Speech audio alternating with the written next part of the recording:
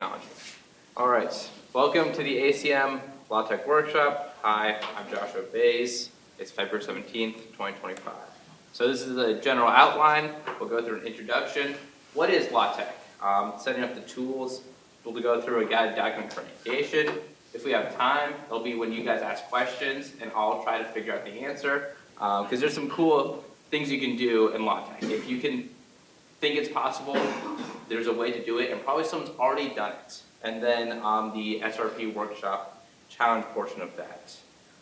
So actually first we'll go to that tool setup. So we're going to be using Overleaf because Overleaf is a very easy to use LaTeX editor. It's web-based, and so you just go to overleaf.com, create an account, and then create a new project and delete everything inside, except for that file main.tex.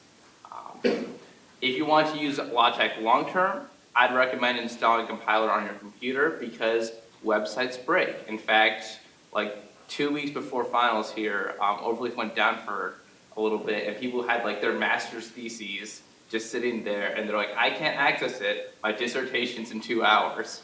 Don't be that guy. Install stuff. But yes, create an account. So do that. So while you're doing that, I'll do a brief introduction. Hi, I'm Josh Bays, computer engineering student here, class of 2026.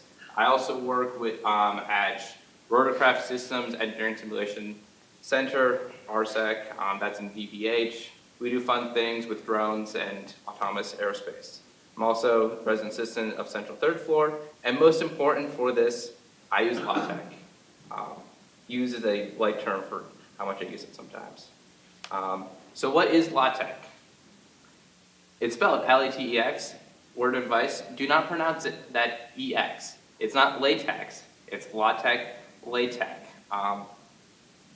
That's just how it's officially pronounced because that T-E-X, actually that X is a chi, that Greek letter. But the document typesetting system, its purpose is to write beautiful documents, and you're almost programming your documents. So imagine that you can set your style, you can set your formatting the same across projects. That, oh, every page is 1-inch margin, my header it has the title of the document, the page, the author of the section, whatever. If you can set a parameter, you can set it in LaTeX. And then you can repeat it. You can copy and paste your code. Most, if not everyone here, has done some programming. We know about copy and paste what I already did or what someone else did and put it into my project. And let the computer do the tedious things. So like automatic section numbering. You don't want to insert a section or a chapter in your lab report and then have to renumber everything. Let the computer number it. Figure numbering. Page titling. If you can abstract the computer, you should be doing it that way. And then unparalleled math syntax. If there's a way to write math, it's probably some form of LaTeX or based on LaTeX because of how good it is. Because it just makes sense. Like if I want to do a fraction, it's backslash FRAC, and then I put in the numerator, and I put in the denominator, and it just works. And so just as a quick example, I have a few examples that I've made with this. So this is my resume, fun times, but for example, all these items were formatted in a specific way where I just say, hey, this is the title of who I worked for, this is how long I worked for them, this is the description, date, time, whatever. And it's all formatted the same, and I can easily add or subtract different things based off of who I'm sending my resume to. Don't do this unless you love trying to debug things. I made a cookbook for a class, but all those pictures are in the exact same spot. Let's see. You can create presentations. If I can type this out properly. Hey, look, it's CP212 / CS221. See, I can import code. Standardized presentation has that nice little title bar. If it has a visual document output, you can do it in LaTeX. It's more or less the So now that everyone hopefully has gotten set up, create your blank account, and delete all contents within it, we can start. So big block of code, I'll explain what it is. This is the document preamble. That's kind of like if you're using C or C++, you're like pound include, pound define, your import statements if you're using Python. It sets up certain parameters so that way when you go into your actual document, you can do it. And so, if I can do this right, I'll also be typing along with you. So you want, there. I apologize, there we go. So I've practiced it a few different ways. What do you guys want? This presentation is within the Discords in that resource folder. I can legitimately get rid of this presentation and just like type it along, explain what I'm typing, or do you want to do the copy paste? What do you guys want? Can you repeat that?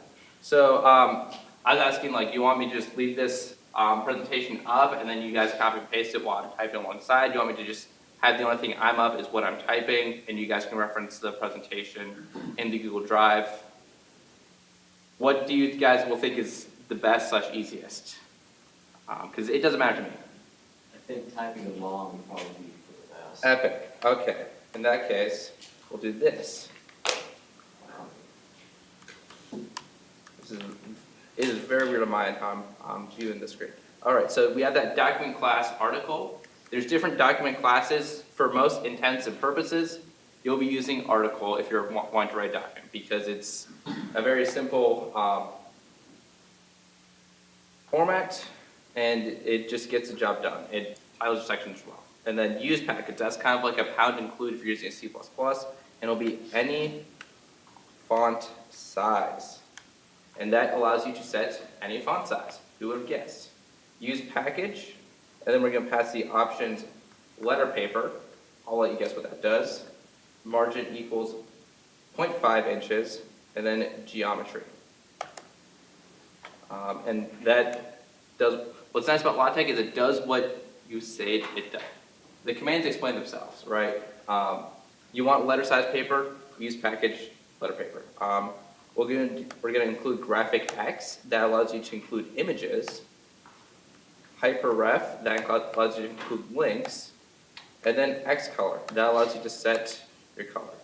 And then I'm going to title it the very real class, CS 999 Lab Report 1. There we go. A little bit longer. And then the author, that's going to be your name. And then you can include a date, or you can not, or you can entirely just like put blank in the date, and that just sends nothing to the date. Or you, for the sake of this demonstration, I'm going to take out that date line because it will automatically set the date based on when you last compiled it. That's neat. That's a convenient feature. And then begin document. So most of LaTeX, kind of like Verilog, if you've used that, is a very begin-end syntax. What's nice is you can see very clearly, okay, what's included in what block. And then I'm going to set any font, font size to 12, 18, and then I'm going to do select font. And then I'm going to run this command called make title. Believe it or not, it makes your title. And then I'm just going to put some random text. You could put whatever.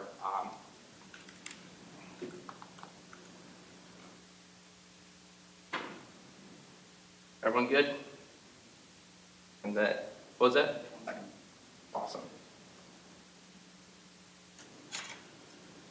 And then once again, if you did get behind, I put right before this started in the SRP Workshop channel, the link to all the required materials. There's going to be like an image of it, including some source code, and then it also has this presentation, so you can always go back and copy and paste things, try to figure out what that works. Look, what's necessary for that. And then when you compile it, oh snap, it looks like this. It makes my title, it sets the date, everything like that. It's not the 18th. I don't know. Okay. The reason why it's set to the 18th is because it is, if I'm not mistaken, February 18th in UTC. And so Overleaf's probably doing it based off of that. But you could also set a custom date, or if you're like me, you just put something else under there, like what class it is. So next, after that, there we go. After that, we're going to do \table of contents. And I'm also going to delete this text line just because we don't want text above our table of contents. That's weird. And then new page. And that just puts blank space into a new page, kind of like a control return if you're in Google Docs. Table of contents, new page, and then section, introduction. And so whenever you do a section, it just creates a new section, kind of like a chapter, and it will automatically number it. It will put it in your table of contents. It does cool things like that. Don't manually do that with Google Docs. Let the computer do the hard work and the tedious stuff. And then I'm going to do no indent, and then the purpose of lab is quadratic formula. I love quadratic formula. You can put whatever text. The example I'm basing this off of is, what if you're doing a lab report and you need to do a program that does a quadratic formula? Something simple to kind of explain how we're using LaTeX. And so I'm going to save this. It's going to automatically create my PDF. And hey, look, it made a new page. I'll do the height. And look, it automatically numbered my section. I didn't put section 1, I just put section. And it says introduction. And then we do see this red box around the table of contents. That's normal, that's expected. We'll deal with that at the end. Everyone good? All right. Oh, I got a quick question. What's with the double backslash?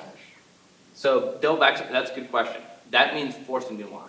So for example, what I'll do is, so you can, if there's no line break between it, so like for example, line 18, line 19, that just puts it as standard text. What's nice about that is if you're writing a LaTeX document, you can just put it in a sentence, like you just break up by sentences that we don't have a long line of text. Very nice, especially if you're using a terminal text editor, like Vim. I'm also a big fan of Vim, that's why I say that. But for example, if I were to do this, another paragraph, and I'll do that, it will automatically create a line break and indent it. So that double backslash just means break a line, and then that blank character means put in another blank line. So it's a very nice way to just end your paragraphs, and so that way you see that. And then notice how it does automatically indent. That's because I didn't put that no indent command in before another paragraph. So good question. All right. Up next, this is where the fun begins. So we made a section, we're going to make another section. How do we do that? Backslash section, and then theory. Because every lab report has a whole bunch of theory that's basically just you summarizing whatever the pre-lab said. You'll have a fun time in labs, especially if you're an engineer. Who here is an engineering major? Yeah, if you haven't gotten to the fun labs, I've written so many lab reports this semester, and it's like February. So no indent, and then the quadratic Q form. There we go. I can spell. Says, and then, so these dollar signs means math syntax. And once again, math syntax is a very defining feature of LaTeX. And like, for example, if you cut and paste out of Desmos, that text it pastes is actually a LaTeX command. It's a little stylized, but for example, A, power, or AX, that caret 2, plus BX plus C. And what's nice about Overleaf is it's creating that, it's creating your equation and generating so that way you can see it in real time. That's a nice feature of Overleaf, but it's almost self-commenting math. And you'll see that a little bit more if you look at like the commands, because there's a whole bunch of math commands for almost any field of math. If you're very much into the like sine, cosine, trig, there's a bunch of stuff for that. If you're very into set theory, CS214, a bunch of stuff in that. It's a very versatile tool. Has roots, and then here's a different way of putting math syntax, is that backslash and then your brackets, your square brackets I should say, r equals backslash frac. So that backslash frac means put in a fraction, and then you need both a numerator and a denominator, and those curly braces just say, hey, what's in the numerator, what's in the denominator. Very good way of parsing it. Negative b backslash pm, that means plus minus, square root of b squared minus 4ac all over 2a. I'll put a little bit of note with this caret syntax. So you can have no character, or you can have no curly braces after your caret, and that just means the very next number, symbol, whatever, will be put in the exponent. But like for example, if I do 2x, or maybe to the power 23, notice how that 3 is lower, but that 2 is upper. There's an easy way of fixing that, and that's just you close it in curly braces. And so that's a very handy thing to know for if you want something separated out, you can't go wrong with curly braces. It will just separate out your scope. And so these backslash square brackets, what they'll do is they will show it in the middle. Kind of imagine like a textbook writing that it puts in the middle. We got the inline, and then we got the display math, and different use cases for different events. Most of the math I write with my documents is inline because that's really annoying. But if you're writing like a textbook, that's a good thing to do. Though I doubt that anyone here is writing textbooks. Maybe, I don't know. So at this point, I'm going to show some more examples of math syntax because why not? There we go. Yeah, so this, I would not recommend you guys try to type this out right now, but notice how it's very self-commenting. Like, okay, cosine of theta, that display style is just a formatting way. And then fraction, e to the power of j theta plus e to the power of negative j theta over 2. J is the imaginary number. I'm in computer engineering. We use J as the imaginary number. I'm going to force it on you guys. But notice how it outputs is how it looks, right? You got that sum from n equals 1 to the power of 10 equals fraction n times n plus 1 over 2 over 55. And then, obviously, you got to have Euler's identity. No math is complete without Euler's identity, obviously. But notice how it's very self-commenting, but it outputs how you would want math to look, right? You're not playing around with Google Equation Editor or anything like that. Yeah. So on the second equation we wrote, you used backslash and brackets. Yes. How is that different than using the $sign syntax? So notice how this is centered and like in a new line. That's what the brackets do. It's put it in a displayed version where it's hard to miss. Whereas those $signs is an inline way of doing it. Just different cases for different needs. And of course, if you wanted to just use pure inline mode, there's numerous ways to format it. Like you can just say, hey, make a new line, center the text, put it in. You have different ways of setting those parameters. But good question. All right, and then, so that's kind of the math syntax of it. I'm not going to go too much in depth in it because that's like, go explore that on yourself and just try to write stuff in math syntax. It's fun. Just look up like LaTeX symbols document if you ever want to know, hey, what's the symbol for this like weird, whatever math you see. And there's like three like multi-page documents of, oh, the set union symbol is backslash cup or whatnot. All right, and then I'm going to do another paragraph, no indent. This theory is described in, and then I'm going to do backslash href, and that inserts a hyperlink. And so I'll do google.com, and then I'll say DuckDuckGo. Initially it was a Wikipedia article, but I'm not going to type out a long Wikipedia article name for this case. And so you do that \href, and it's, we've all inserted links in Google Docs.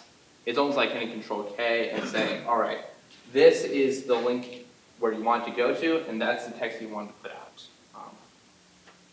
And so if you go to the PDF, see, does that. If I were to click it,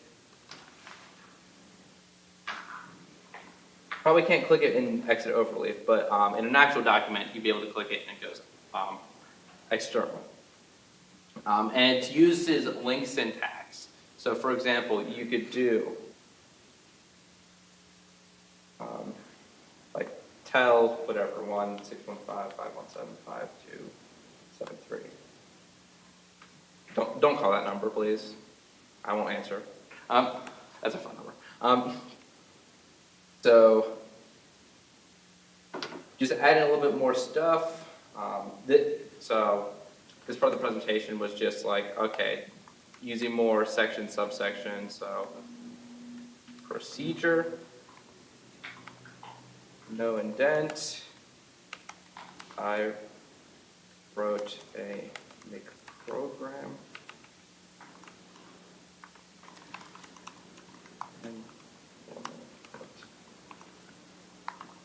check.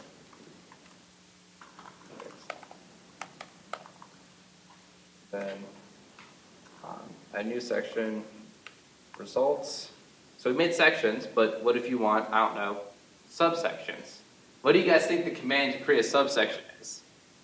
Backslash subsection. Exactly. What about a subsection? Or a subsection? I think it's like 6 layers of sections that you can go down. But very nice for like organizing your document. And once again, if you need to like rearrange things, it does your numbering, it does your linking for you, so that way you don't have like dangling links, whatever. And so I write all my lab reports in the LaTeX format because it's a very standardized syntax and it just works, in my opinion. A table of inputs and outputs. Also, if anyone here is a fan of using Vim or Emacs, you can change your overlay settings to use Vim keybinds or Emacs keybinds. Which, before you guys graduate, if you don't learn either of those two text editors, you are missing out. So next we're going to learn how to do a table. That's also a very important thing that happens a lot in documents. So it's begin, center. So begin and center is not required for a table. What this does is it centers your text and whatever's inside it. So like if I were to do begin and center and include an image, it would center the image on the table. Otherwise, it would be aligned to the left. So I want a table in the middle of my document. I don't want it left aligned, I want it in the center. And so next we're going to begin tabular. And so after that begin command, you have another parameter that you have to pass, and that's what's the format of your table. So you can do like left aligned cells, right aligned cells, center cells. Most times you should be using center because left aligned cells are just ugly in my opinion. But it is a free country and you guys can do whatever you want. And so you do that pipe, and what that pipe says is at the whatever side of the letter it is, put a vertical line. Otherwise, it won't be there. So for example, I'm going to do pipe C, pipe. So 2 C's, 3 pipes. Because I want my table to be encapsulated on both sides by vertical lines. And then I'm going to do this \h line, and that just does a horizontal line. By default, tables don't include that. So like if I weren't included, it wouldn't have a top line above your row. Sometimes you don't want a top line above your row. Sometimes you don't want a vertical line. So you have to manually include it because it's excluded by default. And then \h line, and then text BF. That means text best friend or boldface. Depends on how how positive you are. But all that does is it takes whatever text you put in it and makes it bold. So I'm going to do polynomial, and then in order to delineate between rows, you use the ampersand character. And then root, and then you do a new line to say I'm at the end of this table row, and then you do another horizontal line. And then you do a little bit more math syntax, so x squared plus 2x minus 3 has roots 1 and negative 3. A little aside on the text BF, it doesn't work with math syntax. There's a different command called mathbf, and you might have to include an external package, and we'll talk about that in a moment at the end. 2x. No, I don't want to do task manager. Okay. 3 negative 1 plus the square root of 2j square root j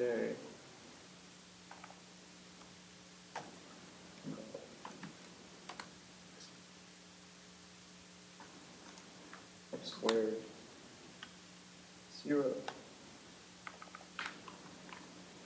and then x squared plus fraction x over 2 plus 1 has roots negative 1 over 4 plus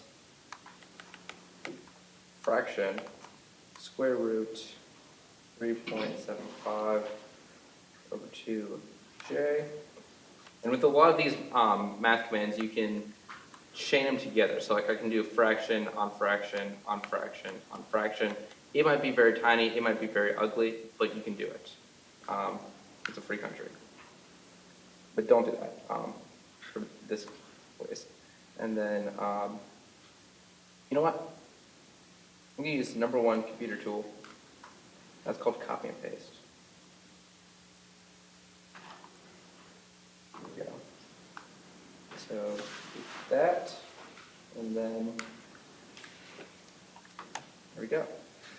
So negative 1/4 minus square root 3.75 over 2 times the imaginary number.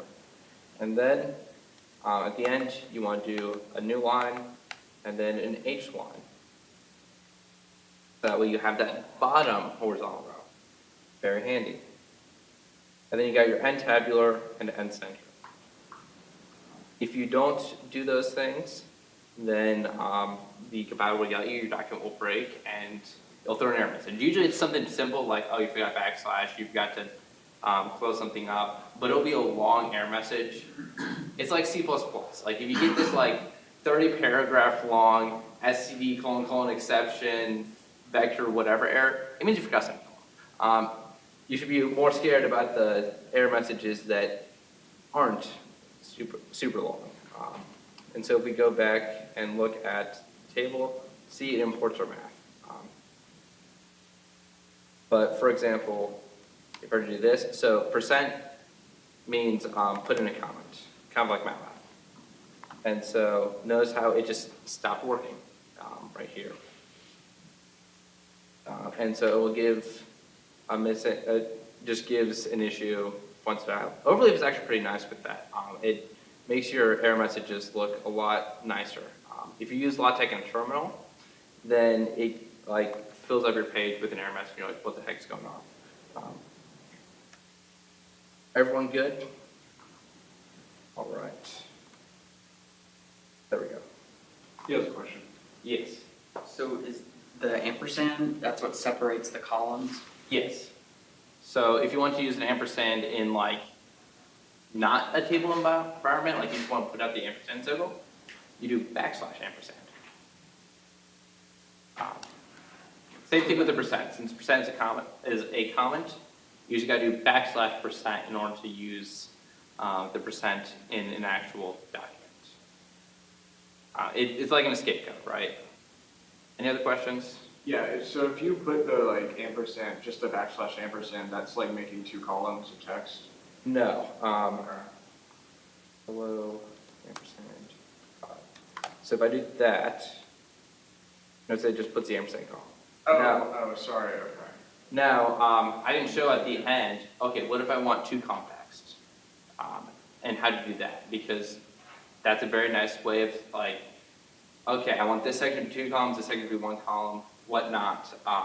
And that's one of the good parts about LaTeX is you're very tediously specifying your parameters. It's a package called multi-calls. Sorry. Yeah, and personally, I like setting columns like that compared to like trying to find that like 3-button sequence in Microsoft Word, and hopefully it formats the right way, and maybe you get what you want, maybe you just give up and say good enough. With LaTeX, you set it very specifically, and also using the programmer mindset, like okay, I have a bunch of plain text. How can I script this out? And that's another great use of LaTeX is you can format text very easily, and then if you know how it's going to look, you can take a bunch of raw text input, whatnot, like a bunch of table data from CSV, and format out very nicely. I actually did that for a housing event that they need bingo cards. So yeah, next we're going to learn how to insert images. So I'm going to do section program output, no indent, here is a screenshot. And then I'm also going to center it again because I like centered images. And so if you go into the Discord, there will be a link to LaTeX Workshop. It has everything that you need. So you go to project assets and download code output and QForm. If that image doesn't work, let me know. It should work because I upload it directly and it worked otherwise, but you know, technology's weird. All right, so you go in, you say select a file, and I want that code output here, and it just adds it to your project. It's kind of like, oh, if you're in a folder or in a directory, it's just there. Can't do anything unless you reference in your LaTeX source, but it exists. And so you'll do / include graphics, and then those square brackets mean you want to set an option, so I'll do width equals 0.5 times text width, and then I'll do that code output. And look, it includes a nice little screenshot. So that include graphics. And then you can also play around with this. The main contents of your square brackets are probably going to be setting your width or setting your height, because that's really all you need to do with importing an image. There might be other options. I've never used anything beyond that. But like, for example, I could do height equals text height. And so it makes it even larger.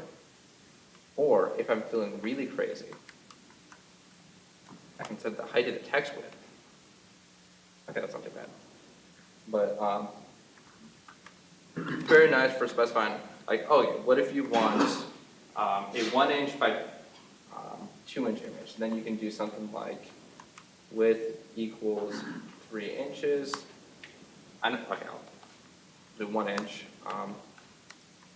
Height equals 2 inch. And it sets the width and height. Be aware if you're setting both parameters, because it will stretch it to how you want it. So like, for example, if I do 2 by 8, that's why. Need a comma. There we go. See, it really steers it. You probably don't want that in most use cases, so, but you can do it. And that's a good philosophy to have with programming, right? With programming, you tell the computer what to do, and it will do it. You just need to make sure you know what you're telling it to do. Same thing with, like, if you use a Linux operating system. Yes, you can remove your entire root directory. Probably don't want to do that. But you can. You have the freedom and ability to do so. But yeah, include an image, include graphics, and then just a little bit more to pad out the lab report. Every lab report has a great conclusion because you obviously learned so much and just were enriched by the lab. Labs are important and they're good, but sometimes when you're writing an introduction and conclusion, it's just like the purpose was to do X, Y, Z. So I love the quadratic formula. It is my first born's name. There we go. And then I'll create a new section called appendix. And then we're going to do a command called lst input listing. And then caption equals source code. And then qform.c. It's going to give me a bunch of errors because it didn't like a lot of what I did. So first of all, I'll upload that qform.c. It was just a quick program I put together, like I show you, that just computes a quadratic form based on some inputs. Nothing terribly special, but did that include it? And then we'll go all the way up to the top of the document. And at this point, I'd really recommend pulling up the slides that have the tutorial because there's going to be copy and pasting a large box of text. I can explain most of what it does, but it's just importing a bunch of options that you really don't want to type by hand. There we go. So use package listings, and what that does is it allows you to use the package of listings. So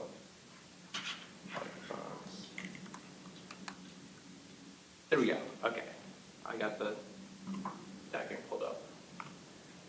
Yeah, who wants to type that out? Exactly. So I'm just gonna copy that. Right there. Okay, and then I'm gonna paste it down here, and then there we go. Zoom out a little bit. So what this does is just says create some new colors with these RGB values, create a new style for your listing. What listing does is it imports, it's designed for code. Technically you can import whatever file, but it's designed to format your code that you import. What's nice about that is if you change your code or something like that, you don't have to copy and paste it again. You just recompile your document or re-upload your code file and it will automatically reflect within your LaTeX document. That's nice because sometimes you need to do a last minute change and then forget to put it in your document. So that language says put the language of C. You could do the language of like Python, Bash. If you're feeling really exciting, you do Verilog. And then this says different types of keywords have different types of colors. That basic style means what's the basic text within that code. What do you want it to look like? And I want it to be nice and small. And that TT family just sets the font in a certain way. The default font, if you copy and paste it, has like a space between every character. That's really annoying if you're trying to copy and paste stuff out of your documents. It looks cool, but you don't want to do that. Put numbers on your left-hand side. You can put numbers equals none, and it just won't number your code.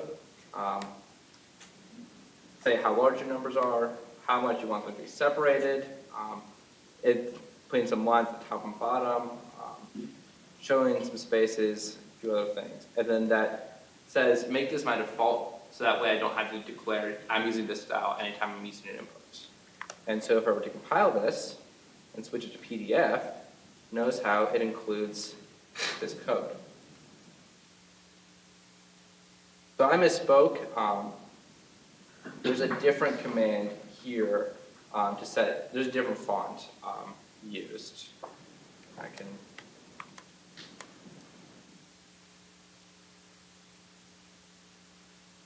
No, I was right, okay. No, never mind, disregard my disregarding.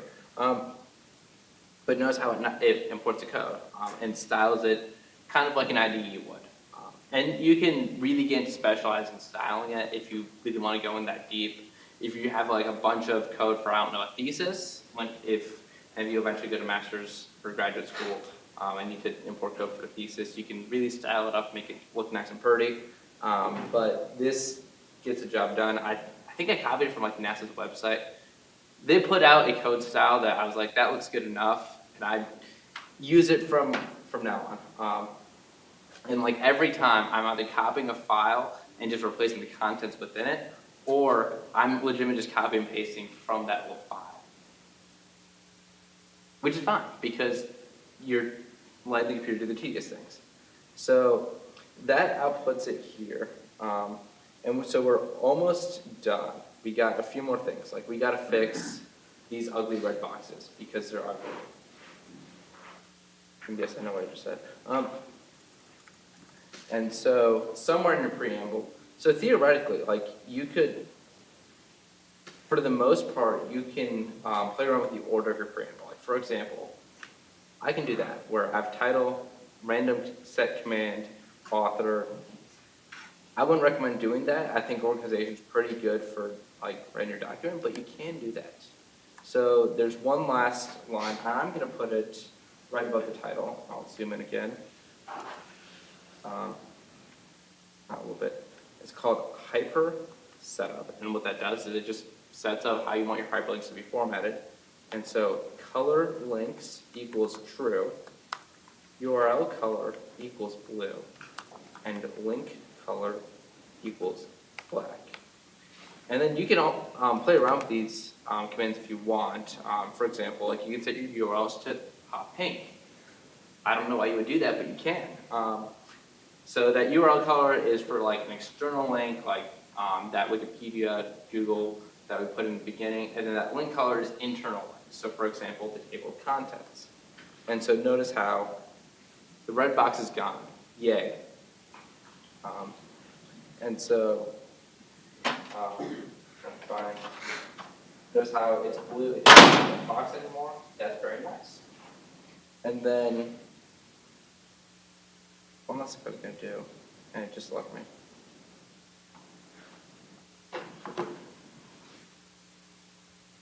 I don't know, if I remember, I'll bring it up again. So that kind of concludes the guided portion. Yes. Can you return back to the math you did? Yes. What part? The last part. The math? Yeah. Got it. I just want to say, yeah, that part. That's good. Okay. Gotcha. Yeah, so this concludes the like guided part. So there's one other thing about the SRP workshop, and then I honestly designed this to be like, you guys ask questions, what would you want to be able to do in a document? Or I can show you a few more cool things, like how to set a page color, how to do multiple columns, honestly, whatever. But this is kind of like the meat and potatoes of LaTeX to get a basic document out, and you can go very much down a rabbit hole. And there's a very nice website for learning how to do things. It's called a search engine. For example, multiple. So all you gotta do is like multiple columns, LaTeX, and you might get your AI answer. Overleaf is a very good website for that gives you this example. See, it says, do this. Begin multi-calls, end multi-calls, use this package. More or less, just describe what you want to do, type in LaTeX, and there's probably some forum post, guide online that tells you how to do it. Very nice. Kind of like if you're trying to debug code and you just copy and paste your error message, and some guy in Stack Overflow, 7 years, had the same problem, and there might be an answer there for you. And then there's this website called ctan.org. And so CTAN is, well, the Comprehensive Tag Archive Network, and that has almost every package that exists in LaTeX. For example, if I look up that hyperref package, I can go here, and then I can read the manual. The manual is very nice for learning about all the different options that you can do, and Sometimes they're like 63 pages, sometimes they're 2 pages, and sometimes they're 400 pages. They can go very in depth, but it has examples. They usually have examples. They usually have ways of saying parameters. It's like reading a man page. You guys are familiar with doing that, where you type in man, whatever command, and it gives you all your options. It says, hey, this is how you do X, Y, Z. And so those are some good options. It's like a LaTeX Stack Exchange, LaTeX Forum. There's a lot of resources out here because this program's been out since like the 80s. And so a lot of people have done a lot of things with it, and so you can figure out how to do almost anything with it.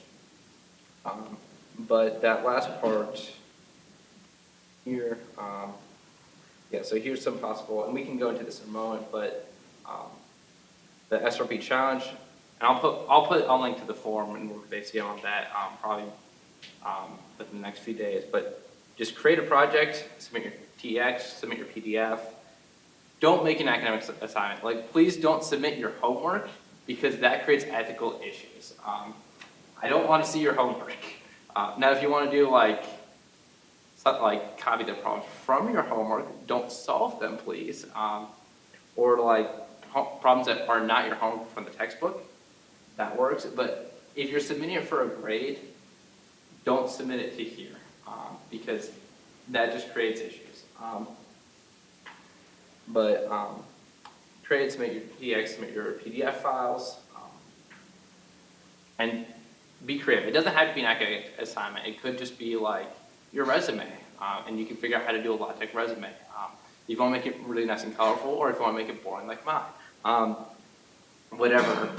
But just the best way to learn this program is by just figuring out what you want it to do for you, and figuring out the way to do it. Sometimes that's a large time investment, as I learned by trying to create a codebook for a class, but it's very good. Like, for example, it automatically did my references. That was very nice to say, here's a list of my bibliography, format in APA style, or maybe I don't want APA, format in MLA style now, or format in IEEE, where everything's just a bracket and a number that links a reference. Let the computer do the tedious work. And I know I said that like 15 times, but that's what this tool is for, programming your document. But here's some possible topics. We can go more into math syntax, custom commands, how to customize your section titling. I wrote that incorrectly. You can also customize your title page. How to make a slide deck, because it's a slightly different document class. Bibliographies, anything else. I can demonstrate how to do that stuff. I have my computer on me, and I have examples of these all on my computer from other projects I've done. So if that's something you guys are interested in. But other than that, that's the end of the guided portion. I don't know if ACM has anything that they want to say. If not, I'm fine presenting until like 8:45. Please don't make me stay until 8:45. But my time is clear until then. Then I got a meeting. Yes. Can you go back to the end when you use the LST input listing command? Yes, I can. There we go.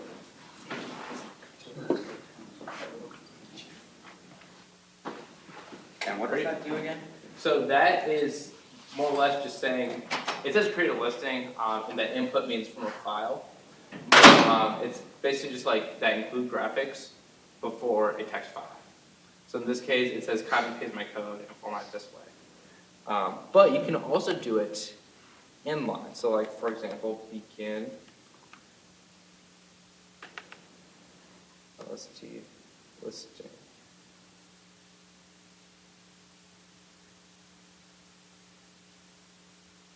And then I'll do,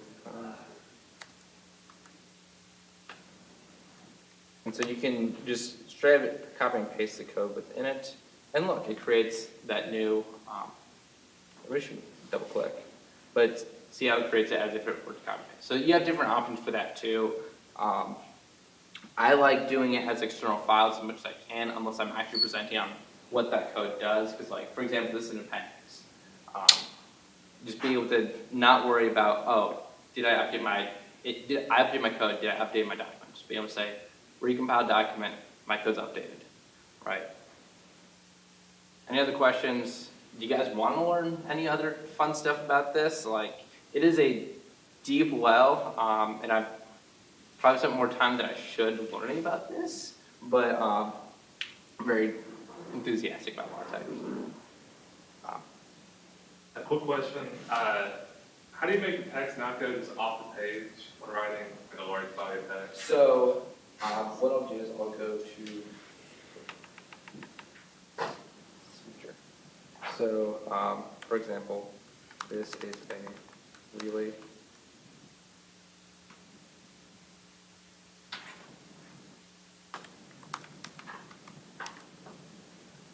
and the drawing is correct. All right. So notice how this is a very long line of text. It automatically does your breaking.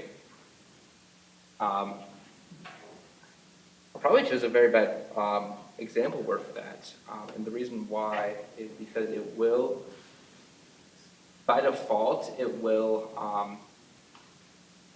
basically try to make your text look as even and rectangly as possible. So, for example, I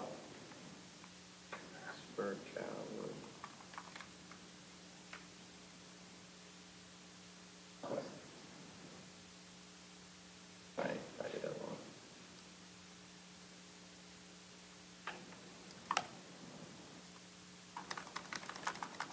There we go, random text.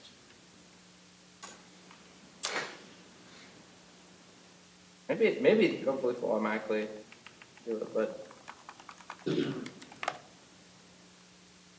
there we go. See, it only took this long. Notice how it creates that dash. It's a stylistic choice. If you wanted to, you can make it very like left align, right align. So for example, begin ragged right. And what that will do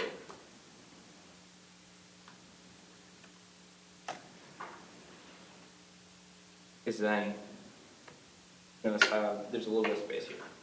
It just depends on how you want that. Anything else?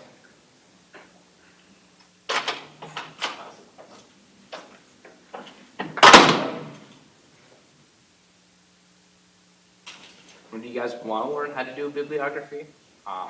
Because I wrote like my final English essay when I was a freshman in LaTeX because I didn't want to write bibliography, amongst other reasons. But it's very nice to just have it, and very nice to have just a file that says, here's my references, write my bibliography. And so, yeah, I can pull that up. I'm going to leave the land of overleaf. UAH, okay. Let's see.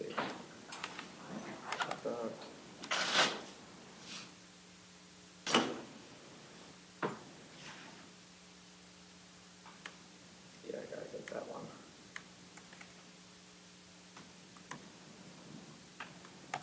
You know what? Probably gonna regret this. Why not? All right. What you're seeing is now these are the same thing. So what I'm looking at is what's up there. And so yes, this is a very much, there's like 27 files in there. But I'll go into, and the reason why all my files are green is because I copied from a USB drive. And so it thought, hey, everything's executable now. It's not. But, so for that, there's a bunch of stuff in here, but the main thing is you use a package bib LaTeX, and then you do add bib resource, and then you do that like bib.bib, and then at the bottom you do print bibliography.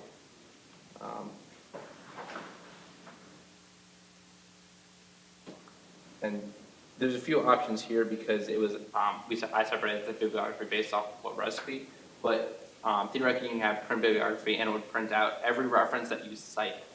Not every reference in the file unless you gave it that command, but every reference you cite. So theoretically, if you start as like a freshman last semester and just every single thing that you need a citation for, if you put in this one giant file, you can have like an ongoing citation list for like your 4 years at UAH, and reference something from like your first semester here, and if it's all in the same file, or if you include this, that file, it's in there, but it's not really affecting you.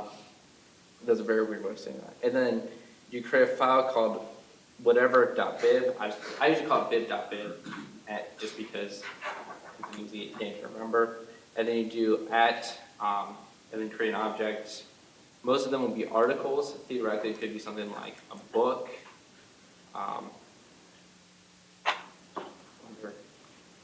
You make it a movie. You give it a title that's its internal title. It has to have a unique internal title, otherwise it just won't work out. Because like, which R1C1 or R1C2, right? These are the same name. So you don't want that. And then title, you give it where the title is. You give it the author. You can pass in the year, URL. You can give it keywords. So that's where having an ongoing file, you'd want to have a keywords where, all right, this is all my sources on set theory. This is all my sources on graph theory, stuff like that. And there's others, like you can put in like a publisher. I think you can do like edition. There's a whole bunch of parameters you can put in for the citation, and then the more you put in, it will just format it that way. So I don't think I can compile the English essay I wrote, but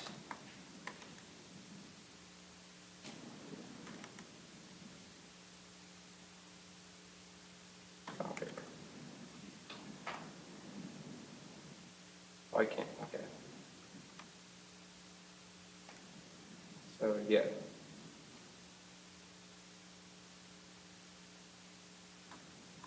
And then for this one, I do an anti-bibliography.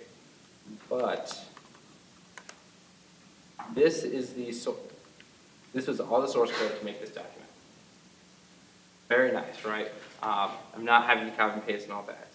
The reason why is because all my information was stored in, there we go, here. So like I had a bunch of articles with URLs.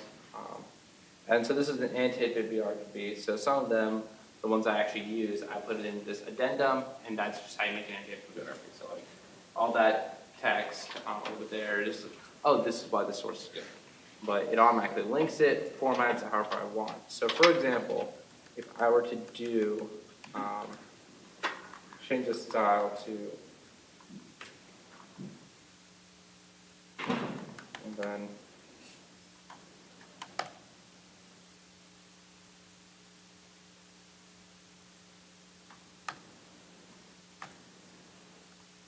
well, I broke something. Okay. I expect that to happen. Okay, I lost my anti-bibliography. That's unfortunate. But in theory, I could change the format and it would change the output. But this was a casualty of me trying to import something from a zip file. Fun fact, if you're ever using a Linux system, the optimal way to back up your stuff is probably not to put everything into an encrypted zip file and just to reinstall your system, download the zip file, and to restore everything. But you can do that. I would recommend encrypting it. And that's a different discussion about command line tools. But you can do bibliographies. What other things can I destroy? Yeah, I'll go into my physics. So this is where the math syntax comes in handy because you can do like a formula sheet if your professor allows you to type up a formula sheet. I don't know many that do, but if your professor does, you can type up your formulas, make it very nice, and tight, condensed, all that. My professor, Professor Nocronis, his name is Dixon, he's no longer here, but he allowed us to type up a formula sheet, so I used my LaTeX to do that. Any other thing you guys want to learn? Otherwise, I can show you more fun stuff, or we can call it off here. It's up to you guys. Let's see. We'll go.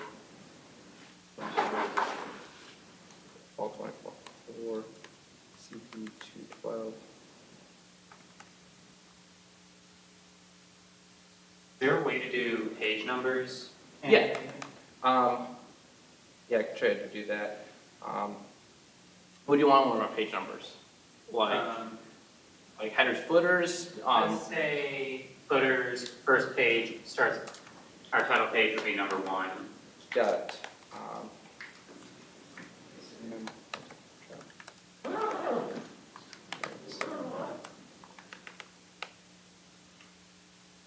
All right.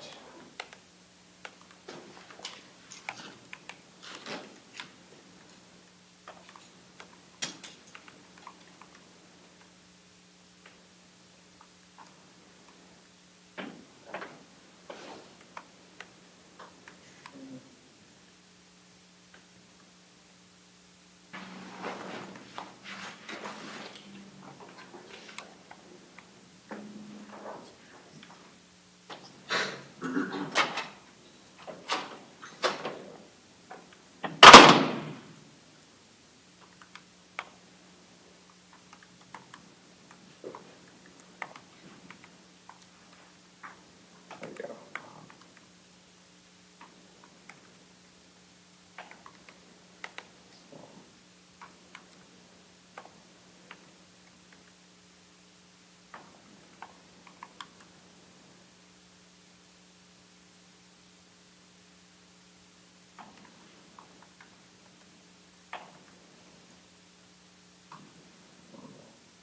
Okay, so I just created one shell boilerplate. The main thing to do with that is \page numbering, and then you put in gobble, like turkey. And what that does is says, I don't want any page numbering. Yeah, I apologize, it's a little small. Let's see if I can zoom in my terminal. There we go. All right, page numbering equals gobble. And so that just clears your page numbering. It's not going to print it out. So then let's say that I do want page numbering. Then wherever I want it, I'll do page numbering, and then I'll do Arabic with an A. And there we go. And so that page number Arabic says, hey, start that page number back up at Arabic numerals. And then I have a hotkey to compile my LaTeX documents.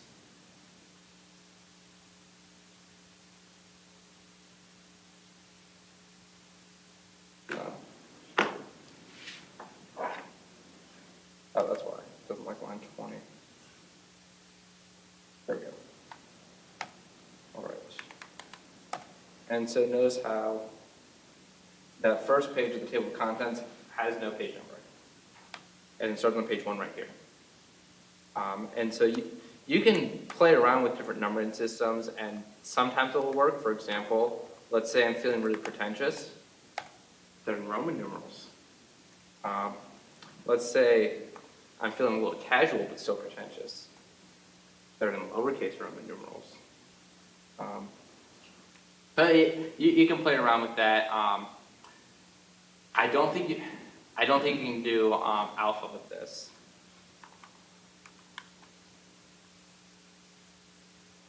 Yeah, okay, it's not gonna let me.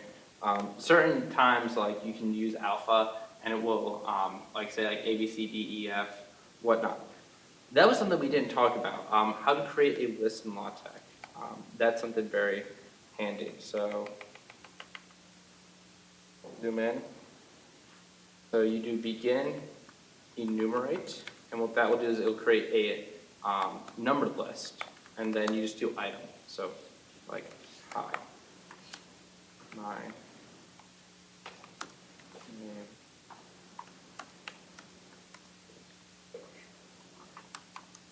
There we go. And it will automatically number your list. Going back to that, hey, let the computer do the numbering. Let's say you don't want an enumerated list. You can use itemize. And so itemize will do it in bullet points. And then you can also, like, for example, pass in within brackets like 7. And that says take whatever that enumeration item is, ignore it, and put whatever the bracket is. So for example, 1, 2, 3, 7. So that's handy if you're like trying to transcribe textbook problems for your homework. That's what I did a lot with CS 214 is, oh, question 35 from the homework, let me just do item 35. And then you can also do, this is very handy, sublists. So,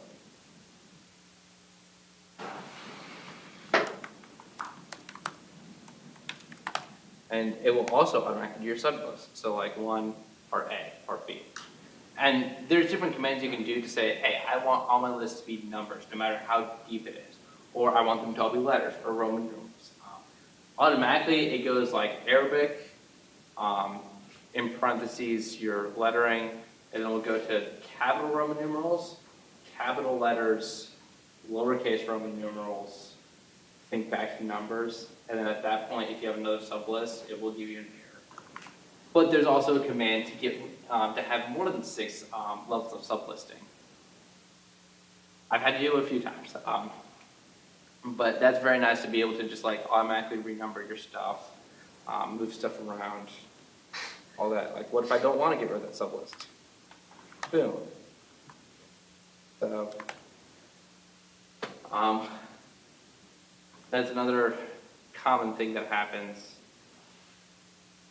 Anything else you guys want to learn? You can do like stylized headers, footers. And once again, if you want to learn how to do something, you can always just look up whatever space LaTeX, and usually there'll be a bunch of resources on how to do it. Either someone who has errors implementing it, or just a straight up guide.